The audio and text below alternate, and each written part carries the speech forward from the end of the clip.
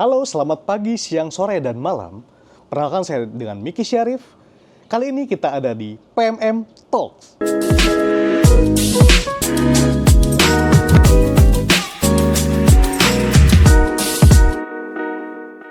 Ya, di mana di episode 1 kita membahas tentang financial planning. Nah, di episode kali ini juga nggak kalah menarik nih pastinya. Karena di sini kita kedatangan bintang tamu yang luar biasa.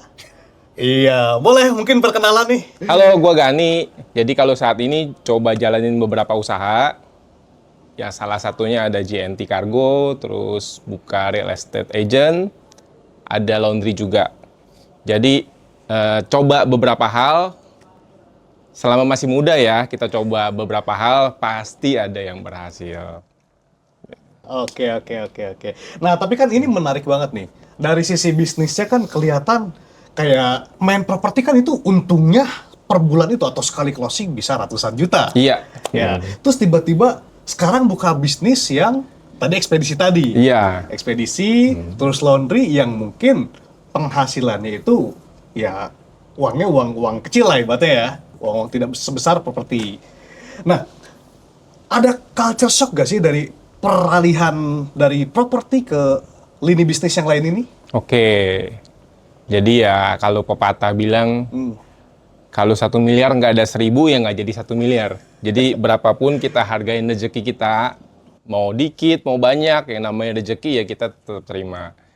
Nah di sini kan gue bikin beberapa bidang usaha ya, yang memang nggak relate sama sekali, semuanya nggak nyambung. Nah, jadi gue percaya, yang orang bilang kalau taruh telur jangan di satu keranjang. Jadi semua ada mesinnya, semua ada kompornya. Jadi ketika satu bidang usaha lagi kurang baik, ada usaha lain yang menunjang. Di situ tujuannya. Jadi seperti di properti juga. Di properti ini kan kita tahu kalau komisi marketing kan gede ya. Yes. Tapi kita nggak bisa mengharapkan itu kan setiap hari. Sedangkan kita perlu makan, perlu belanja sayur itu setiap hari. Jadi rencananya adalah dibuat kombinasi sumber pendapatan jangka pendek, jangka panjang, sampai ke bonus besarnya apa gitu.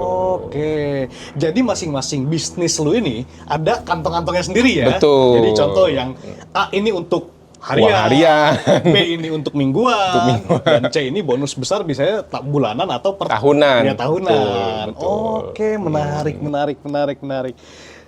Nah, kita balik lagi ya. Kan lu basicnya adalah yang gua tahu, lu adalah principal agent. Ya. Dimana mungkin kalau teman-teman main properti udah nggak asing lagi nih dengan Pak Gani Wipro nih, principal Wipro. Kantornya juga ada di BSD ya.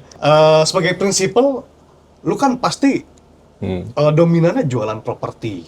Ada nggak sih trik-trik jualan properti lu yang lu bawa ke segmen mungkin ekspedisi atau ke laundry tadi? Oke, semua konsepnya kita jangan sampai rugiin orang.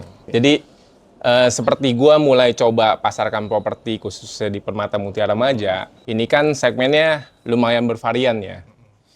Jadi ambisi awalnya tetap sama sih, cari duit, cari komisi.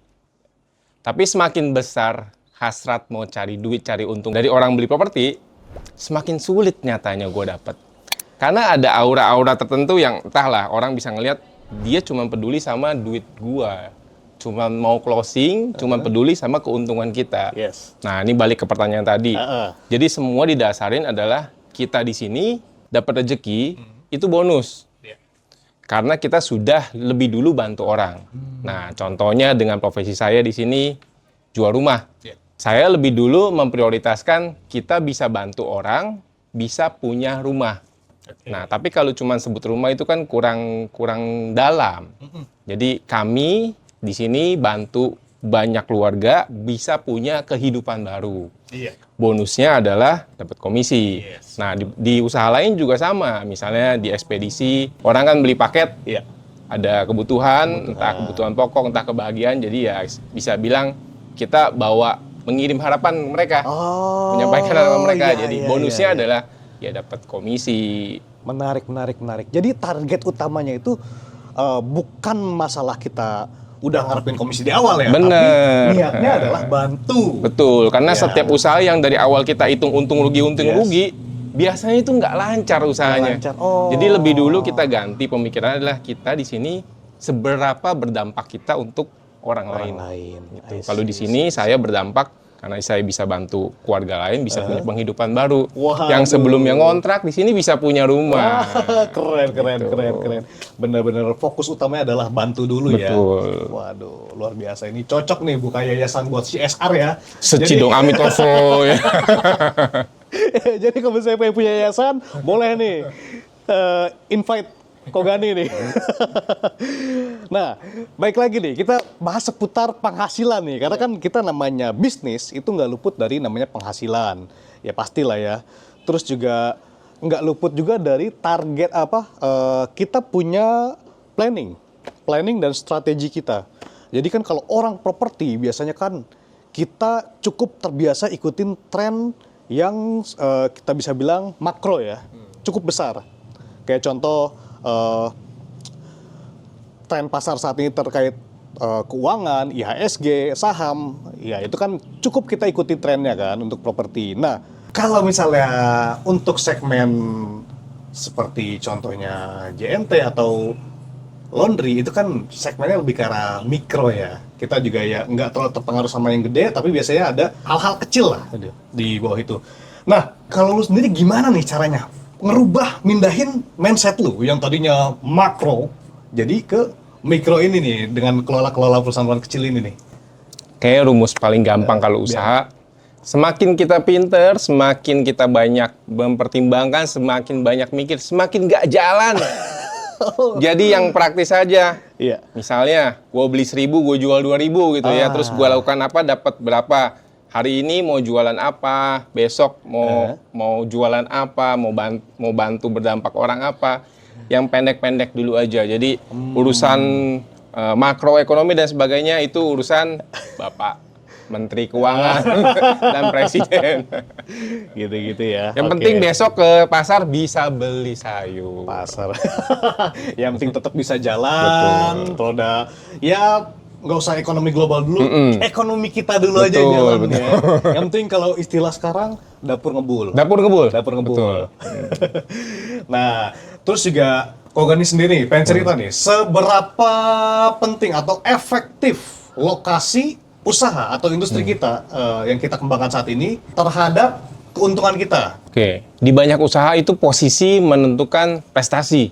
Itu berlaku di banyak usaha. Tapi untuk beberapa seperti kantor, posisi nggak terlalu signifikan sekali. Nah, kalau beberapa usaha saya ini kan seperti laundry dan JNT Cargo, ini memang posisi menentukan lokasi. Jadi kalau ditanya seberapa penting lokasi, penting banget. Itu penting banget. Itu sangat mendukung penjualan. Jadi ya kita bisa bilang ya kita sebelum kita buka terjun bikin usaha ya cari lokasi yang tepat itu sangat penting ya bukan ya? Iya betul. Dari segmen bisnisnya, dari ukuran, terus dari marketnya sesuai atau enggak. Oke, kalau kita bicara lokasi ini sebagai skala prioritas 1 sampai 3 misalnya, seberapa prioritaskah kita punya untuk menentukan lokasi ini? Skala prioritasnya 1 sampai 3. Jadi 1 paling penting, 3 tidak kurang terlalu penting. Menurut Kogani, pilih lokasi yang tepat itu prioritas yang keberapa nih Kogani? Nomor 1 sih budgetnya dulu. Budgetnya. Karena lokasi bagus itu banyak. Cuman kita sesuaikan nomor 1 budgetnya. Dari setelah budget masuk, baru kita pilih dari budget yang tersedia, lokasi mana yang terbaik untuk bidang usaha kita. Oke. Berarti cukup vital lah ya, cukup vital lokasi. Nah, kalau Kogani sendiri kan menarik nih saya lihatnya. Kogani sempat saat ini buka ekspedisi ya. Iya. Itu kan franchise ya. Kalau Kogani sendiri rekomendasiin untuk orang-orang yang baru mau mulai usaha ini buka franchise atau lebih ke arah organik? Oke. Jadi kalau ekspedisi yang saya ambil ini kan JNT Cargo, dia memang udah franchise, sudah punya sistem dan kerjasama ya. Jadi kalau mulai dari awal itu sangat sulit sih. Jadi lebih baik kalau memang pengalaman belum banyak, network belum banyak, itu akan sangat lebih bijak kalau kita ambil franchise. Karena lebih baik kita bayar franchise untuk belajar dan dapat bonus sistem daripada kita usaha sendiri semuanya. Cuman kita bingung mulai dari mana, sistem belum ada, belajar juga belum tentu berhasil. Oh, jadi lu lebih ambil yang safe aja ya, yang aman, yang sudah terbukti sistemnya juga sudah berjalan, tapi ya keuntungan mungkin dipangkas karena untuk pembelajaran di sistem gitu Iya, ya. betul. Oke. Ini kita agak seputar ke drama ya, drama dalam usaha nih.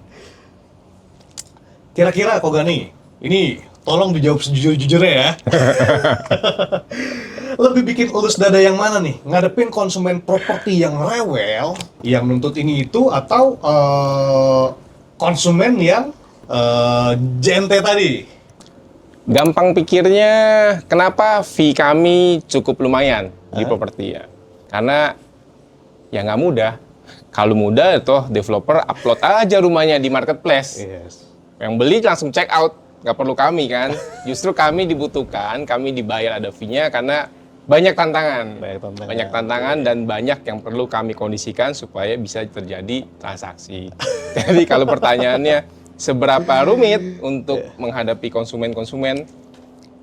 Banyak banget sih, dramanya banyak. Ada 101 jurus. Tiap konsumen punya kendala berbeda-beda, setiap customer juga punya pola pemikiran yang berbeda, punya daya tangkap pemahaman yang berbeda juga. Jadi kita harus menyederhanakan semua penyampaian. Yang penting kita nggak bohong, nggak janji berlebihan, pasti semuanya lancar sih. Oke, wah menarik banget ini, masukan juga nih buat rekan-rekan sales semuanya ya. Ini bukan hanya mengacu ke sales properti, bisa juga mungkin sales otomotif atau sales brand lain ya. Jadi menarik banget nih pembahasannya. Nah, ini baik lagi ke drama ya, drama dalam usaha atau bisnis. Kita tahu laundry itu kan banyak celahnya, banyak celah untuk fraud. Kira-kira Kogani sendiri nih dalam, ya ini nggak melulu seputar kita bilang Satu laundry bidang ya, usaha satu gitu bidang ya. usaha. Nah, kira-kira drama Kogani di bidang usahanya masing-masing nih. Kalau minjem motonya iklan deterjen ya, nggak ada noda nggak belajar. Oke. Jadi hampir setiap bidang usaha pasti ada resiko kerugian. Entah kerugian karena fraud dari SDM kita sendiri, entah kerugian karena memang resiko bisnis, entah kerugian dari sisi klaim dari sisi konsumen. Itu kita nggak akan bisa hindarin. Jadi kalau bagaimana cara menghindarinya? Ya pasti kita perlu bikin sistem, pasti harus ada tegas, si A, si B sama, terus ketika ada kendala, ya kita harus cepat evaluasi. Jadi nggak menyalahkan orang lain, itu pantang, kita jangan boleh nyalain orang lain, balik lagi ke diri kita perlu evaluasi, memperkuat sistem sendiri. Oke, ini menarik banget ya. Jadi kita perkuat sistem kita biar meminimalisir kesalahan, dan kesalahan dijadiin bahan pembelajaran untuk kedepannya bisa lebih baik lagi ya, bukan nih ya? Wah, keren nih pemikiran bintang tamu kita saat ini ya. Sekarang kita ke pembagian waktu nih. Saya sempat kepikiran sih, punya satu usaha aja, otak dan waktu kita tuh bener-bener ya mesti konsentrasi penuh lah ke satu bidang ini, apalagi punya 3 gitu. Nah, gimana nih caranya Kogani biar nggak stres atau gila buat bagi waktu antar lini bisnis ini? Pernah nggak sih lagi serius nih ngomongin masalah properti dengan tim properti, tiba-tiba dapat WA kalau misalnya ada kendala Mesin gitu ya, kendaraan, nah yang seperti itu. Nah, gimana Kogani tuh? Oke, yang namanya masalah itu pasti ada, dan setiap usaha pasti saya mulai dari diri sendiri dulu. Maksudnya semua usaha saya coba dulu. Mungkin 1 minggu, 2 minggu, 1 bulan itu full ada di tempat usaha, sampai saya bisa bentuk sistem. Dan kalau sistemnya udah jadi, itu saya perlu delegasikan ke orang-orang tertentu di bidang pekerjaan tertentu juga. Jadi ketika ada kendala, ada masalah, atau ada hal-hal yang tidak kita prediksi, teman-teman yang di tempat usaha udah bisa handle mayoritas dari masalah tersebut. Oh gitu. Jadi benar-benar kita untuk start bisnis ini kita benar-benar berkecimpung dulu, nyemplung dulu. Betul, lah ya. harus tahu dulu dong. Nyemplung dulu. Jadi kita sebelum jadi polisi harus tahu dulu cara pikir penjahatnya. Iya benar. Jadi kita bisa antisipasi ya, Iya. mengantisipasi kerugian atau kendala-kendala yang akan terjadi ke depannya ya. Wow, luar biasa nih. Nah, ini kita bicara mungkin sharing-sharing sedikit ya Kogani ya. Seandainya ada anak muda, modalnya mepet misalnya katakanlah let's say 20 jutaan. Nah, dia mau coba ngembangin usaha. Menurut Kogani lebih tepat, lebih baik dia buka gerobakan atau beli franchise yang murah gitu. Ini terkait kuliner ya, atau misalnya buka laundry dengan apa adanya ala kadar, atau mendingan modal dengkul jadi agent properti menurut Kogani. Jadi kalau untuk anak-anak muda sekarang ini lebih suka bersosial media ya. Yes. Terus semakin saya kesini semakin belajar juga aset terpenting saat ini bukan barang, bukan kendaraan, bukan tanah ya. Aset terpenting saat ini ya mindset kita sendiri. Mindset kita sendiri kita perlu ciptain. Terus aset kedua yang penting sekarang itu digital asset. Jadi mulai bangun personal branding diri sendiri. Entah dengan sosial media platform A atau platform B, kita bangun personal branding kita sendiri. Kita bisa jualan apa aja nanti di sana. Jadi kita balik lagi kalau anak muda sekarang suka melakukan sesuatu yang pakai passion segala ya. Passion, ikutin betul. passion. Ya mulai dari situ itu biasanya lebih mudah. Karena kalau yang kita coba yang nggak passion, kadang-kala terkendala. Lalu coba sehari, 2 hari, 1 minggu, stuck, udahan. Betul. Oke, menarik nih. Jadi branding diri sendiri ya. Branding Jadi, diri sendiri itu yang paling penting Yes. sih. Personal branding. Personal branding. Jadi ketika personal branding kita udah kuat, ya kita mau jualan apa aja atau bisnis apa aja, biasanya lebih mudah dan lebih cepat untuk berkembang ya. Betul, karena tadi kan topiknya adalah dengan modal yang Nah, terbatas, apa yang kita bisa lakukan? Yes. Ya digital asset, modal branding diri sendiri. I see. Wow, menarik. Waduh, jadi buat anak muda yang memang pengen Udah tua dong gua. senior. Ya, buat anak muda yang pengen mulai usaha bisnis atau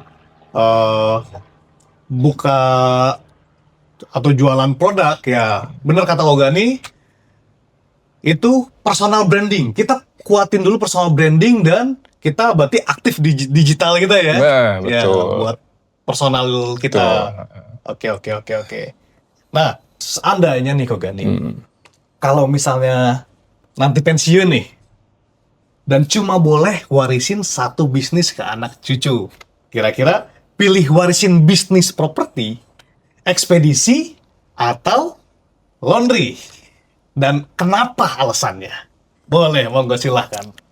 Kayaknya yang paling mudah untuk dibuat sistem itu di laundry sih. Memang itu margin yang lebih tipis ya. Cuman itu bisa dilakukan secara remote. Jadi tanpa perlu kehadiran kita, sistemnya udah jalan, itu bisa dilakukan. Paling diduplikasi dan diperbanyak. Nah, kalau di properti itu lebih banyak self-employee. Lebih banyak seperti itu. Jadi seperti dokter dan sebagainya, kalau tidak bekerja ya tidak mendapat uang. Jadi itu yang susah diwariskan. Karena ya legasi saya belum tentu sama dengan orang lain, termasuk keluarga sendiri. Oke. Jadi jawaban Kogani lebih cocok apa nih untuk diwariskan? Dengan konteks tadi itu Yes. laundry sih. Laundry. Oh, yang paling safe ya. Yang paling mudah Yang paling mudah. didelegasikan dan diwariskan. Oke. Menarik banget nih.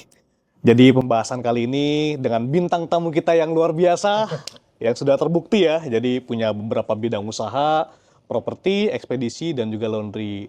Dan infonya sempat kuliner juga ya. Sempat kuliner, cuman keberuntungan tidak berpihak. Oke. Ya, mungkin passionnya bukan situ ya. Balik lagi kata-kata tadi passion.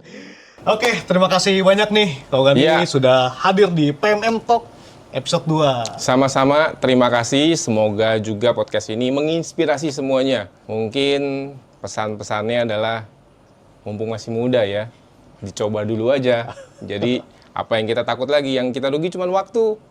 Jadi semakin banyak kita pikir, semakin males, semakin takut kita mencoba, semakin nggak jadi apa-apa. Oke, luar biasa. Dapat quotes yang menarik. Dengan ini berakhir juga PMM Talk episode 2. Sampai bertemu di episode-episode selanjutnya. See you in the next video. Bye.